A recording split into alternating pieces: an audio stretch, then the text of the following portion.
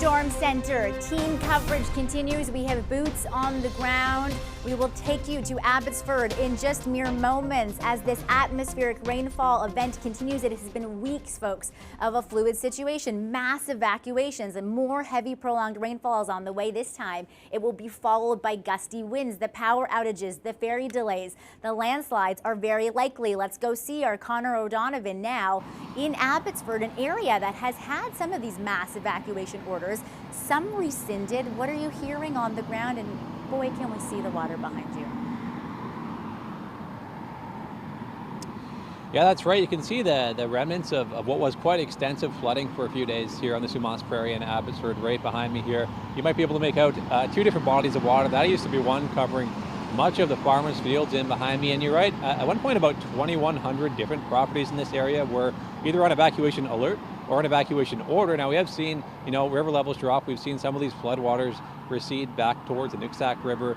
And with that has come a reduction in the number of properties on evacuation alert, especially about 1,000 dropped there, and about 160 of what was over 400 different properties on evacuation order have been dropped down to alert. So some of those residents able to go home and see if there is a mess.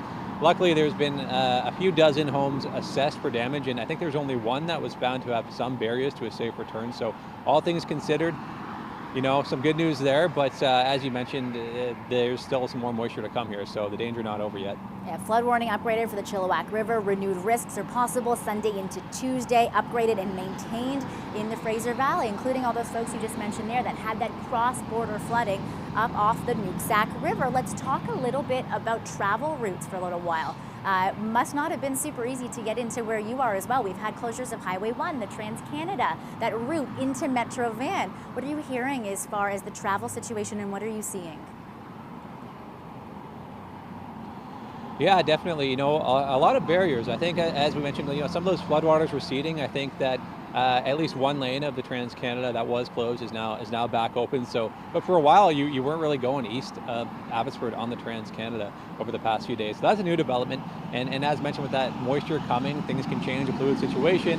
It's hard to get around this area right now for sure. A lot of barriers up.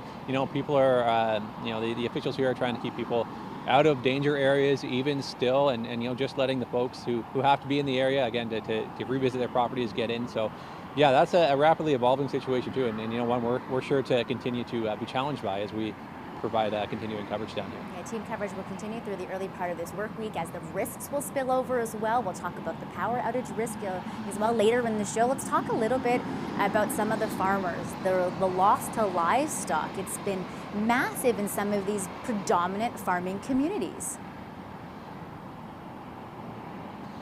Of course, yeah, farming is such a huge part of these communities, such a huge economic driver for the region as well. And it hasn't been very long since those absolutely devastating floods of 2021 when the loss of livestock was super extensive. Now, when it comes to numbers, that kind of thing, there's really been any official numbers released yet as to how many livestock may have been lost over the past few days, but there's actually a good reason for that. In a press conference on Friday, some of the officials in the area saying they wanted to keep those numbers close to their chest because they heard from farmers in 2021 how stressful, how traumatic it was to see those numbers on the news. Of course, these animals, not only their livelihood, but they raise these things from the time they're born. So they have emotional attachments to these animals as well. So I have heard there's been at least, unfortunately, 2 chicken barns that were inundated, and that's sure to have a continuing long-term impact on some of the farmers in the area, for sure. Connor O'Donovan, thank you very much. Our team coverage continues. We'll talk about the risk of power outages and landslides coming up.